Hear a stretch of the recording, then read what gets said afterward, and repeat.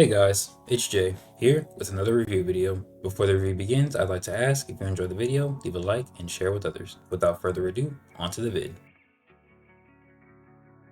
The episode begins with Azam taking the blade of his weapon out of the creature's heart and spinning his whole weapon around to put some distance between him and the creature. They both come to the ground, with Yukiko yelling Azam's name with great concern. He takes his mask off and says he sees. The creature conjured to defeat Master Abijah. Fascinating, comically ironic, the one man I could never defeat in practice, and I'm forced to fight a monster made to eliminate him. I let my guard slip. How stupid can I be at a time like this? No, there's no time to dwell, Azam. Hurry up and seal the wound. With 5-point palm, you should be able to cauterize the blood vessels and stop the bleeding, then get back into the fight. The creature then vanishes from sight. As Ephialtes says, when a story is truly great, he tends to never want it to end. But Azam is a dead man, as with his leg pierced, he cannot run. Azam lifts his hand and weapon into the air and uses a technique called hitting bramble shell that whips his weapon all around him. This makes it so that the creature cannot get to him, and as this occurs, he notices its movements are familiar and says they are like a teleport. The creature then opens its mouth and shoots out a black substance. The scene then switches to Yukiko, who is paying attention to Azam's fight. Because of this, she is distracted and a giant goes to punch her, but Hisame's ice forms, stopping the blow before it can even occur. Yukiko looks towards the giant and in her rage says she's had enough of it. He reaches out with his free hand, but she slashes at it. It swings with its right arm, but she dodges it and slashes at him again. She then pushes forward and unleashes a barrage of attacks, leading to multiple cuts on the giant's body. She stomps her foot on the ground, sending an ice spike through the giant. She calls for Hisame, and the spectral talent grabs his hilt and forms a blade of ice. He spawns more ice from underneath the giant, sending him high into the air. Its body lies lifeless, and Yukiko sheds tears and pants. Suddenly, its arm grabs at the ice stab through it, and Hisame tells Yukiko that they must formulate a new strategy, as the giant's durability is high. He then asks him why he won't die. Ephialtes cuts in and says it's because he can't. He adds that he knows of the Hisame talent, and that something as powerful as that, even in the hands of a child, can still cause him great distress. He says it costs a large portion of his chi, but he wrote an extra layer of durability into the giant, and he adds that it feeds on Yukiko's fear, so he will continue to stand the more she feels it. Azam then suddenly appears behind Ephialtes, swinging the blade of his weapon near his shoulder, though Ephialtes vanishes and Azam makes contact with the ground. He says, "I see, so I was correct after all. Ephialtes, it appears this will be our last conversation. That speed of yours is similar to a haste talent, but different. It's as if you blinked to a new location. You did it when we first met. I couldn't track your movements with your chi everywhere, so I took note of it. It's too perfect that you could possess a flawless haste talent and a creation talent. The creature you created to counter my speed performed the same blink ability you did.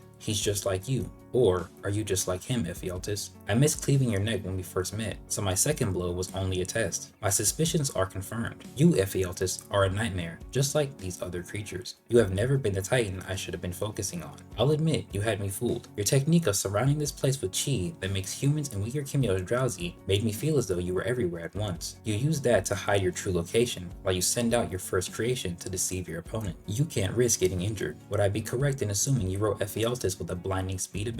That way he avoids damage, hiding your secret. Clever, but no matter. While you were distracted, hitting located you. The scene then changes to a frog-looking titan who thinks it's impossible, as through his chi, Lord Vayal perfected his reach with nightmaric skies, adding that the area he covers is too vast and that Azam can't find him. He continues by saying he'd be searching for days, and that he gets time to observe a talent like that rat Abijah. He says he may have written too much, but the information is priceless, and that every possible counter he thinks of he can nullify. He adds that there will be no shadow, no corner, no place he can run to fast enough from him, and that Abijah cut his tail once, but this time he'll cut off his wings, and that he will be the one to kill the fourth lord of the god tier, Abijah of Judah. He says Yukiko can't continue as she's too afraid, and that he was told to expect the little wolves to be there, but he doesn't think anyone knew she was in the pack.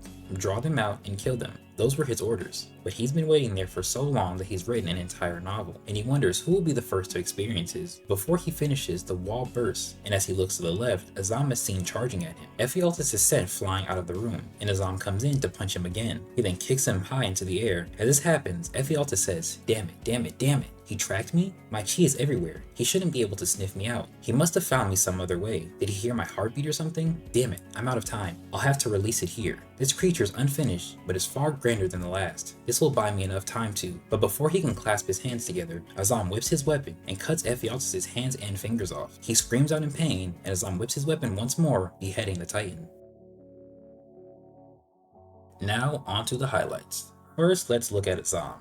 Now, Azam shows off a new technique known as Bramble Shell. This seems to be a technique where Azam rapidly spins his weapon around himself, creating a sort of barrier. There seems to be no entry point when he uses this, as the Azam's main creature could not get through it. We also see it spray what looks like a stream of ink, which only gets reflected. Before activating this new technique, Azam actually shows the capacity to attend to his injury. He says with the 5-point palm, he should be able to cauterize the blood vessels. Now, in my episode 122 review, I said that the 5-point palm technique paralyzes opponents through the nervous system based on how the attack looks and how it affects them. This should still be true, and Azam should be using the technique's ability to move through the nervous system to cauterize his blood vessels, as a nervous system has a network of small blood vessels that runs along its fibers, known as the vasa nervorum. With this, Azam should be able to stop minor and major bleeding from most, if not any part of his body. Now, Azam also says a couple interesting things in this episode. The first is that he notes and confirms Ephialtes' ability to make humans and weak Chimios drowsy, which is something I mentioned in my last video. But the more interesting thing he says is that Kidding has located Ephialtes. Azam would then go on to find and beat the real Ephialtes. This means that through some unknown ability, the Kidding talent can track Chimios, or original sources of chi. I'm very curious as to how this is possible, and if Azam has had Kidding looking for the real Ephialtes throughout the entire course of the fight, or if it had located the real one sometime after Azam was injured. The last thing I want to look at regarding Azam is an aspect of his fighting style. Now, in Azam's last conversation with Ephialtes, he mentions the things he's been taking note of through the duration of the fight, but it all culminates into two important points. First, Azam says Ephialtes' speed is similar to a haste talent. This was first noted in episode 119, where after Ephialtes dodges Azam's attack twice, he questions if he possesses a haste talent. However, after this episode, Azam notices how similar the movement of Ephialtes and the creature were, and this wouldn't be possible if Azam didn't take note of his movements the first time he saw them. This leads into the second point, where Azam says it's too perfect for Ephialtes to possess a flawless haste talent and creation talent. So his next move was a test to see if his suspicions were true,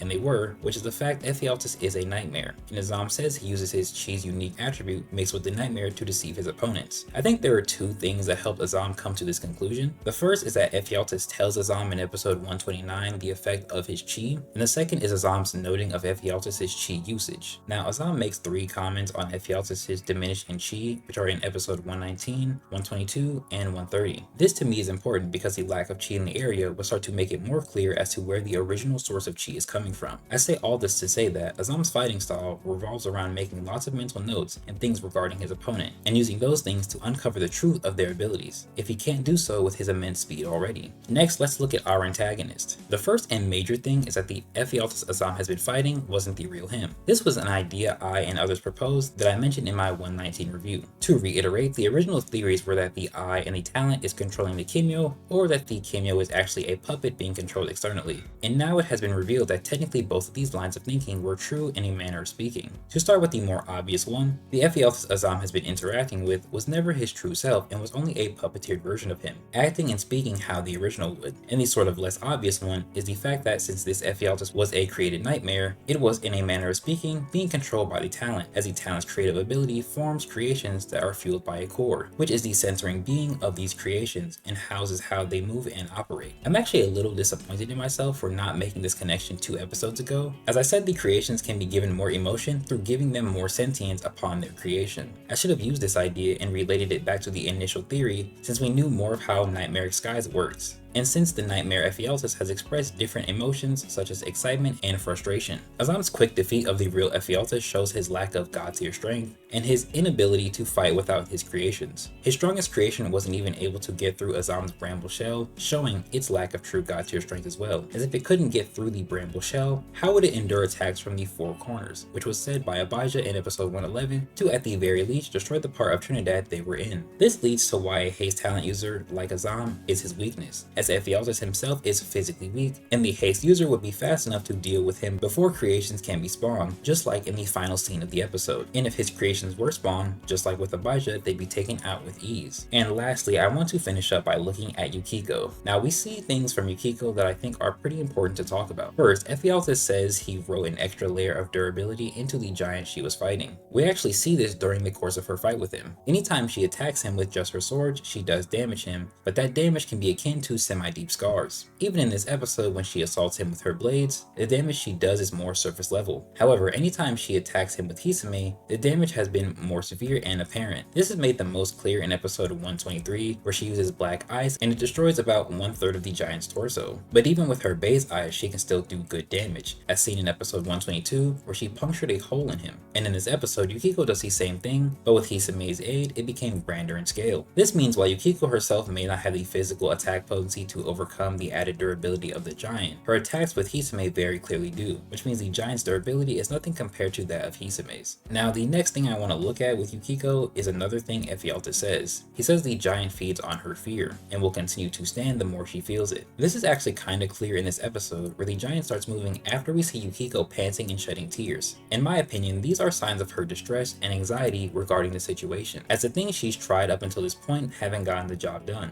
and she just exerted herself to try and finish him off. But her lack of experience leads her to be afraid and unsure if even Hisame's attack will get things done. This actually shows how lack of experience can affect an individual in a fight, as well as the fight's outcome. Now, since this is Yukiko's first time in life or death combat, she still has that sense of fear that would disappear if she were to have been in more intense situations. Her fear has been expressed a couple times throughout this fight, but the first time it is shown is when Ephialtes knows he can exploit it, and this happens in episode 118, where she mentions how horrifying Ephialtes' voice is, and Azam adds onto this by telling her not to be afraid. Now, if Yukiko had more battle experience or started her training at an earlier age, this fear she has would not be present, and therefore wouldn't be something Ephialtes can exploit.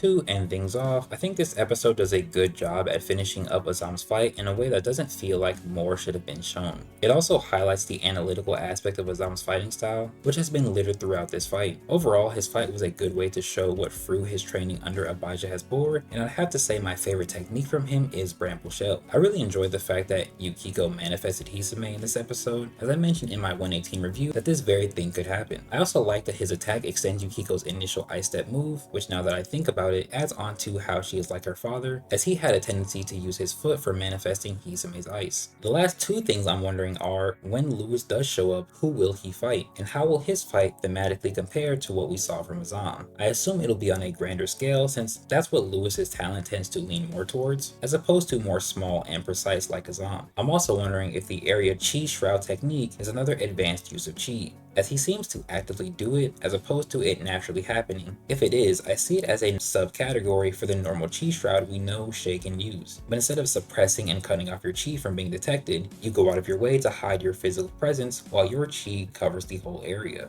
And lastly, for the comment of the week, I would like to put a spotlight on Toxie, who says that Azam is terrifying due to his mentality, combat sense, talent, and weapon, as well as his ability to fight for a longer time while observing, calculating, and keeping an eye on his companions. I really like this comment, and I don't have anything to add on to it, as I feel like it perfectly encapsulates the point I was trying to make in the highlight section, as well as just a few moments ago. But anyway, that's the video, guys. Let me know what your favorite part of the chapter was in the comments below, as well as how you feel about the things I mentioned in the highlight section. Don't forget to read the actual episode for yourself, and be sure to like it as well. And I will see y'all in the next one.